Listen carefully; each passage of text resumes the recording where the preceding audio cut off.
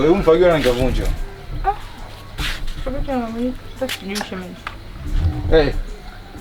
Nini nawe? Sasa wewe unauzwa mfagio unaanza kunishika mabega. Yaani bega linahusiana nini? Jamani sumika vibaya mtu asikutengeneza jamani. Alafu mara ngapi huko ndani nimezungumzia masuala ya kuvaa hivi. Pita uchi huko. Wewe nawe. Sasa. Nini sasa? Wewe unajielewa kweli? Sasa mimi nawe naniambia elewi jamani. Kitu gani ambacho uelewi? Hivi kwani mimi nani yako? Shemeji. Au kama shemeji yako unaweza kumfanyia shemeji yako hivyo? Mimi nawe, shemeji mbona kama unakuwa uelewi na wewe? Kwani shemeji unataka nini?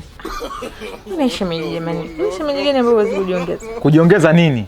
Kwani unajua unachotaka nini? Yaani sikiza nikwambia hata kama ningekuwa najua. Sawa. Yaani mimi siwezi kumsaliti mke wangu, sawa? Tena na ndugu yake. Hii inaonyesha ni nidhamu mbovu, yaani nidhamu ambayo imeshuka kupita kiwango. Yaani heri nibake kuku, bata au mbuzi, ng'ombe. Wewe unafikiri kama yeye kusaliti?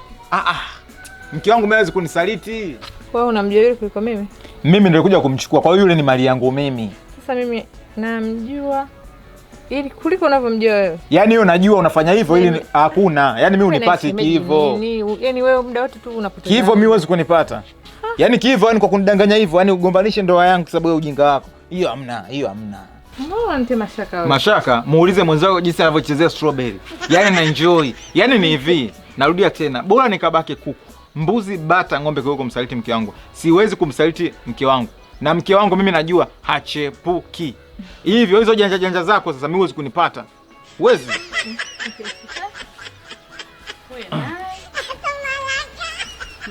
Mke wangu. Hamna kinachoendelea chochote. Kwa shemeji yangu hapa napiga naye story 2-3. Kama jinga vile. Nimesikiliza maongezi yenu yote. Haya. Kwa umtaki? Simtaki. Kwa herufi kubwa. Simtaki. Mimi nakupenda wewe mke wangu peke yako. Siwezi kukusaliti wewe. Afu utaondoka huko ndani. Mimi siwezi kuwa fala kiasi hicho. Yaani kunajifanya kunipenda mimi kama mama mzazi? We kwa kweli hapana.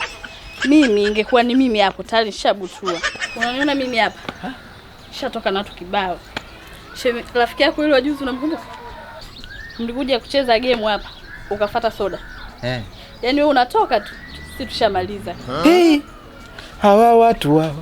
Hivi kweli ni watu wa Mungu hawa? No.